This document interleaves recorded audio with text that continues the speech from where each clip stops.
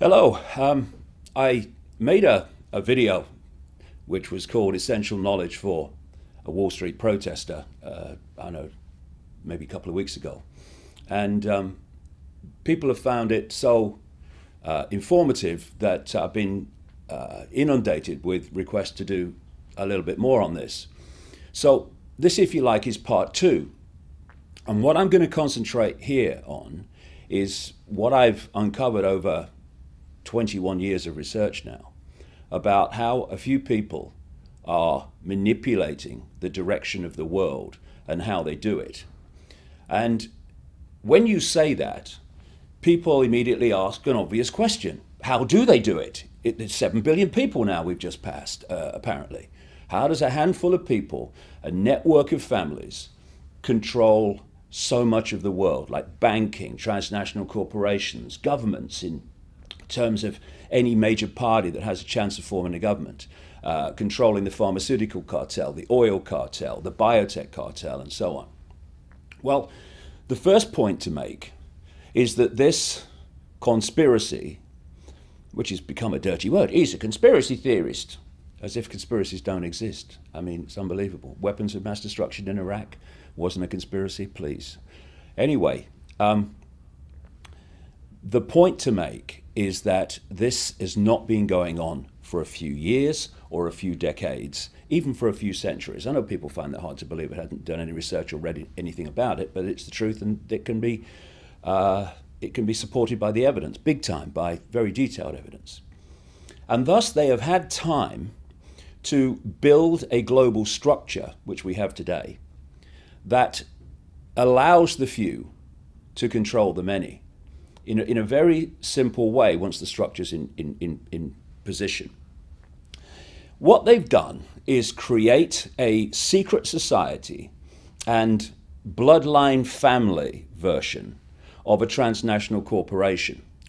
If you take something, for instance, like McDonald's, they'll have a headquarters in America, and in each country they'll have their subsidiaries. And the subsidiaries take their orders and what they do and how they do it from the centrally dictated headquarters.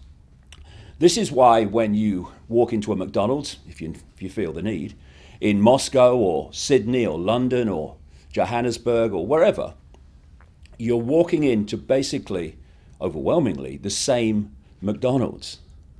And this global structure, which allows this, the center of the spider's web, if you like, to dictate into every country, works in the same way.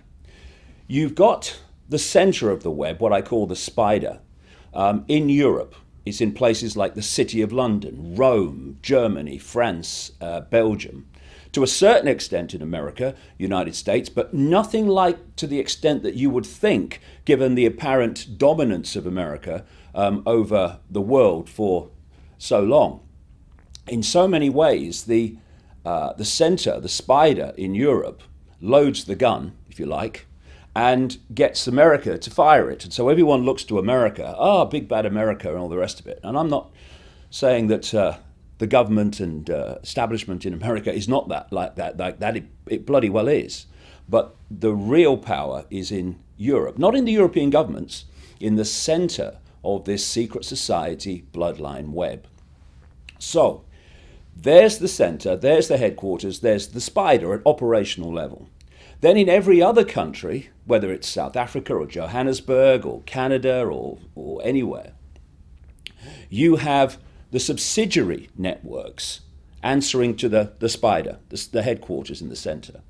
And these networks in the different countries are, again, bloodline families under different names and their agents and gophers, and a secret society network and web that is there to manipulate them and their agents and gophers into the significant positions of power so that they control that country's government and political system, banking, big business, all the rest of it, media at ownership level.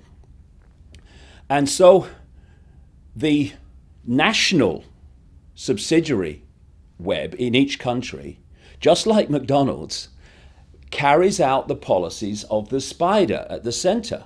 Thus, in the last 21 years, I've been to something like 55 or more countries now researching this and talking about it. And I see the same things being introduced using the same excuses in country after country after country at the same time or around the same time. This is the structure that allows that to happen. Then there's another level, which is that the national network subsidiary also has subsidiaries in the towns, the cities, the regions and the communities. And therefore, they can dictate to the next level down and dictate what happens in cities and communities around the country. And in this structure, it means the spider at the center of the web can, through this structure, manipulate down into local communities in country after country after country.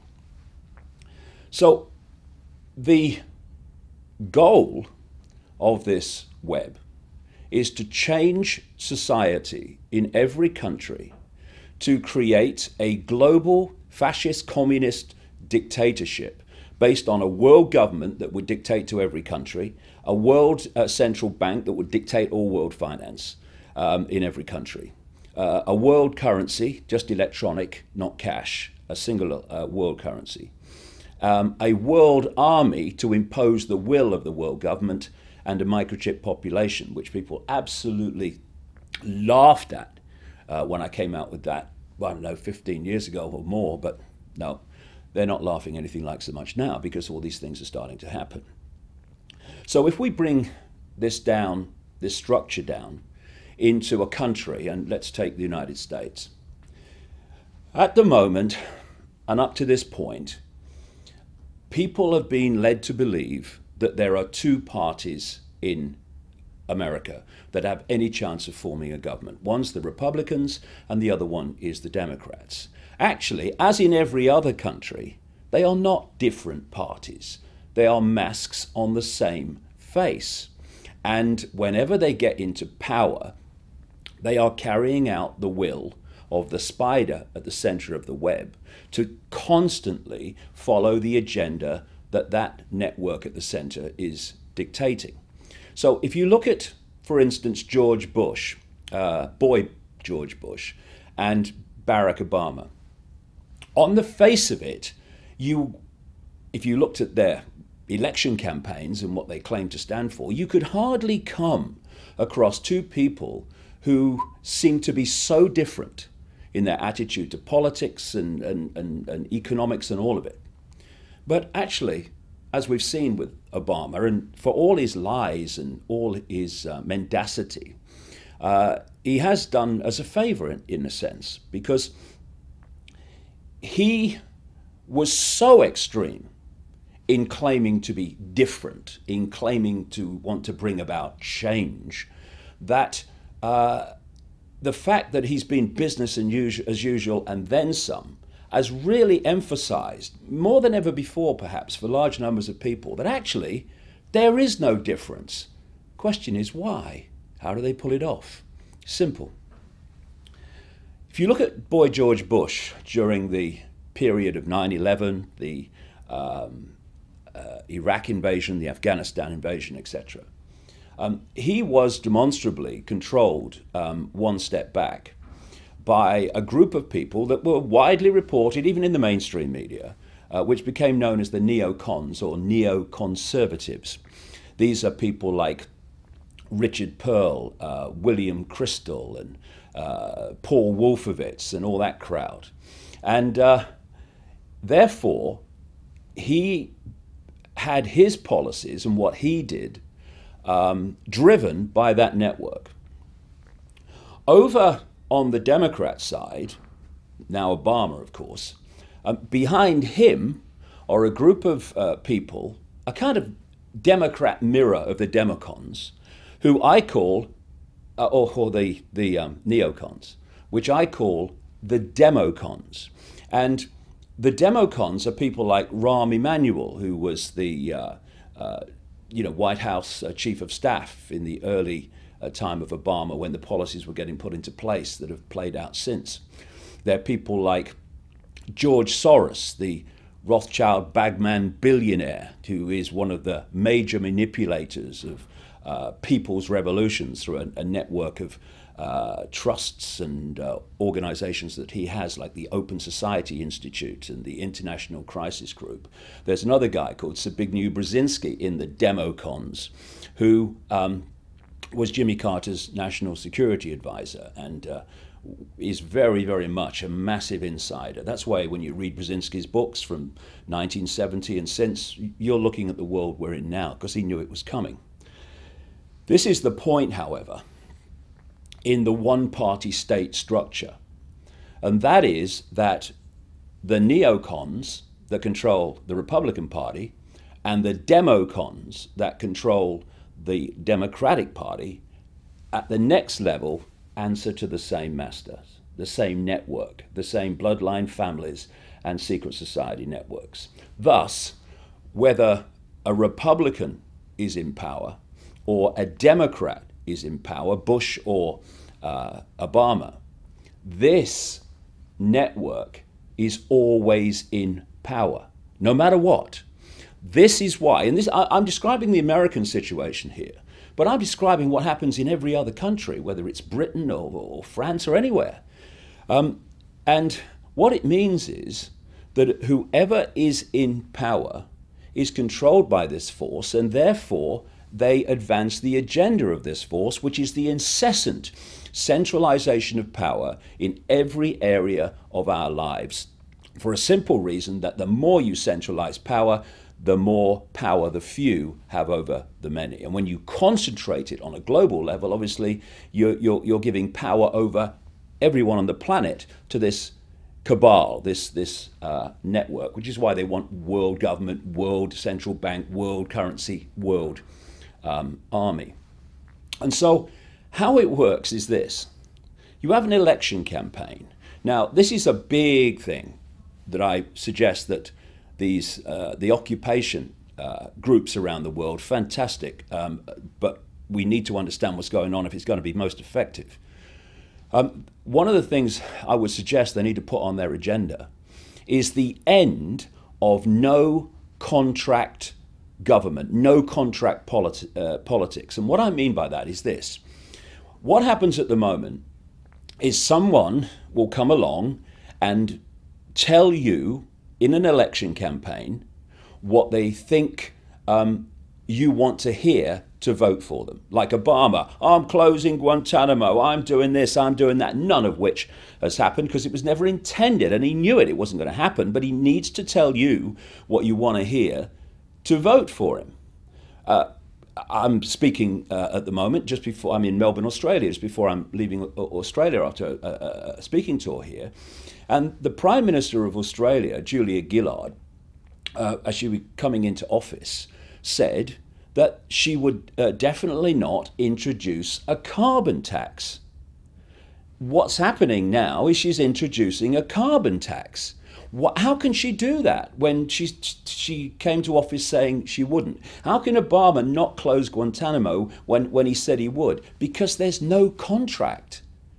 And until there's a situation where if someone says, for instance, there will be no carbon tax, there cannot, by law, be a carbon tax until there's been another election at which the person has said, well, actually, if you vote for me, there will be a carbon tax. Because at the moment, this is how it works. And it was done so blatantly by Obama. You tell people what they want to hear, and they vote for you. Then you get into government, and you do exactly the opposite. And this is not just Obama, though he's an extreme example. This is politicians and political parties all over the world. It's happening all the time because there's no contract. And thus, we have this situation where we have an election, people vote for people on the basis of what they're saying, they get into power, nothing changes. So they have another election, and then someone else comes along and tells people what they want to hear. They vote for them, they come into power, they do the opposite. Nothing changes. And so it goes on, time after time after time after time. There must be some kind of contract that connects what people say they're going to do or won't do with what they're allowed to do and or not do when they're in power. Because at the moment, because of this situation, this is how it works, to give people the illusion of political choice in almost any country. At any point, you have a party in government, okay? In government, it has the power to introduce this centralization agenda, the police state agenda, and all the other things I've been saying were coming for a very long time. At the same point that that party's in power, this party is in opposition. And they oppose the agenda overwhelmingly and criticize the government in power for doing what it's doing. Then we have a farce called an election. And sometimes the governing party becomes the opposition party becomes the government party. Now, the government party that was opposing this agenda of centralization, a police state and all the rest of it in opposition, when it had no power to do anything anyway, now starts introducing it. And the people, the party that were introducing it in government, now in opposition, they're criticizing it and opposing it. And this is the scam that goes on being played again and again and again, decade after decade after decade, where the common theme is whichever party's in government introduces the agenda. Why? Because oppositions have to oppose to give the illusion of choice. You have no choice in politics. They're masks on the same face. And also, because they want the agenda introduced, any party in government introduces the agenda because, go back again, through the groups that control the individual parties, they answer to the next stage, which is a network that controls both parties. Party politics in general has been a cold, calculated scam to allow the few to control the many. Because when people started to rebel against the overt dictatorship of royal bloodlines and stuff like that, although those bloodlines still exist, but lots of them now wear dark suits and run politics and banking and business and all the rest of it. But there was a chance at that point where there was this rebellion against royal dictatorship, where we might have a political system where people voted for individuals on the basis of their character, on the basis of their genuineness, and on the basis of what they genuinely wanted to do for the benefit of people. Now, this is the cabal's worst bloody nightmare. So what they did was create a party political structure. Isn't it funny when you think about it that there's 7 billion people on the planet, there's all these different countries with all this potential for uniqueness in the way that the countries are run and governed and things are made to happen. And yet, everywhere you go, you have political parties. Is that the only way we can think about structuring politics? No, it's not. But it's the only way, or the best way, to control politics in every country, because it works like this. I talked about the spider's web, the global spider's web, but you can also symbolize this very, very well and accurately as a pyramid, a compartmentalized pyramid, where at the capstone at the top you have a tiny few who dictate to the whole pyramid. And lower down in the pyramid, where more and more people are, the further you come down from that capstone, those people, although there are more and more of them, they know less and less and less about what that organization's about, what its goals are, what its intentions are. The only people that know how that whole pyramid fits together are the few at the top. And these pyramids mean that within them are large numbers of people in ignorance of the real goal and intention of the organization they're involved in, be it a political party or whatever, or a bank, a university, or whatever, the government. And through compartmentalization of knowledge, you're only allowed to know as much as you need to know to make your contribution. It means that people are making contributions to these sinister pyramids that wish to enslave humanity without having any idea that they're doing so, because they don't know how what they're doing in apparent innocence connects with them and them and them and them, all working in apparent innocence. But when you fit it together, it's anything but innocent. Only the few at the top know that. This is how these pyramids operate.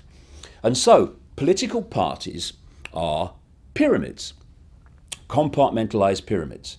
And they're run by very, very few people. That's the idea. That's how you control political parties.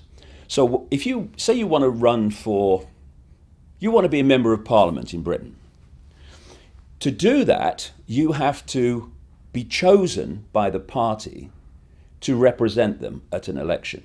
Because if you stand as an independent, very rarely someone might slip through, but it's very rare. If you're not a part of a political party with that structure, that funding, that access to publicity and promotion, you've really basically got no chance. This is how they've stitched up politics. So to get into the political party, to become a politician, you have to pass the interview. To pass the interview, you have to confirm that you will follow party policy. And that party policy is decided by the very few at the peak of the party pyramid. So you get through that stage, you stand for parliament. You then tell people what you think they want to hear in line with the centrally dictated campaign themes that you're told to promote and to emphasize. And you get elected and you become a member of parliament, like a member of Congress or anywhere else around the world. Now, if you are going to progress through that party into the hierarchy that runs it, and if it gets into government, to become part of the government, you have to spend your time voting in Parliament on the basis of what the party hierarchy, the tiny few, are telling you you must vote for or vote against or whatever. Because if you don't, then you are not going to progress in that party. And it's staggering that in what we call democracy, although democracy and freedom are supposed to be interchangeable words, like hell they are, but we have this situation in what's supposed to be a free political system where we have these whips. And the party whips are there to threaten, cajole, and sometimes bribe members of the party that don't want to vote with the party's diktat in a vote to do that, to go against their own convictions and what they feel is right, and just go with the party line. And the very fact that whips exists show you that politics is an irrelevance in terms of being people openly voting for and against what they believe in. It's what the party structure believes in that they are voting for and against. Very recently in Britain, we had a vote, when I've been over in Australia, on having a referendum over the European Union. And lots of people in the Conservative Party, the governing party, were in their hearts wanting to vote for a referendum. But a lot of them didn't, enough for the government to win the vote, because of the pressure and all the rest of it from the party hierarchy. So thus, the party political system is not, and its very structure from the start has never been about representing the interests of the people. It's about each party representing the interests of the tiny cabal at the top of the party hierarchy, which, let's go back again, then answer ultimately to the same force. This is why when David Cameron came in as Conservative Party Prime Minister of Britain, he's gone against all the stuff that he said he would do, a vast amounts of stuff he said he would do when he was campaigning for office. And he's just become a Tony Blair Mark II, as he will always going to be, because like Blair, he represents the same cabal and thus the same agenda unfolds. So, yeah, what we're seeing is America being systematically destroyed. And people would say then, why would Americans like Obama and the Democratic Party and the Bushes and the Republican Party, why would they systematically destroy America? Because they're not representing America. This is the thing to get over, and it is so important that the Occupy protesters understand this. This is not about representing America. They're representing this cabal that dictates to both parties, and that cabal does not want America to prosper. It wants it to be destroyed for a simple reason. When you are seeking a world government dictatorship, to dictate to every country, you cannot have superpowers that have the financial and military might to say no to you. So what's happening systematically, it's been going on for decades and more, is the American economy has been targeted. And this is why it's in catastrophic disarray. It's because it's systematically been made to be like that. I mean, here's a few questions here. Why would governments that really wanted the best for America allow a situation where enormous numbers of American jobs, particularly in manufacturing, but other areas too, are outsourced to places like China using slave labor? I mean, first of all, at both ends of the situation, you'd say if you were a government worth the name, with a heart, involved at all, we are not going to have, first of all, American jobs taken away in this way because it's harming American people, and we're not going to have them taken away to exploit in sweatshops and slave labor Chinese people and other people in the Far East. But they do it. And the irony is that having done it, having destroyed so much on purpose of the American industrial manufacturing base, America's now cap in hand to China for money to keep going because it can't pay its way. Why? Why would anyone who cares about America bring that situation about? Because they don't.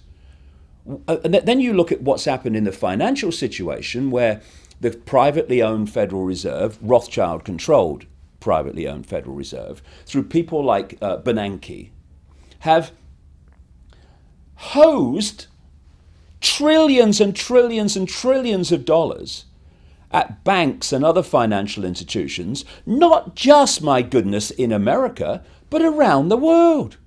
And where is it? It's just like disappeared. Abracadabra.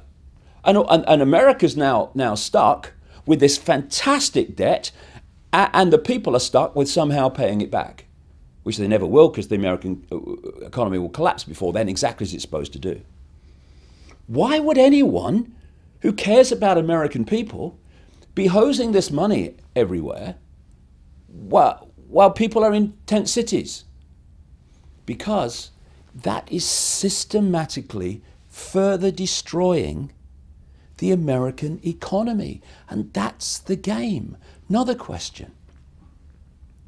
When people are in tent cities, when they're in terrible, terrible financial trouble, they're losing their homes in incredible numbers, why would the American government be spending all added hidden costs in there too, in excess of $1 trillion a year on the military to go and bomb civilians in increasing numbers in other parts of the world?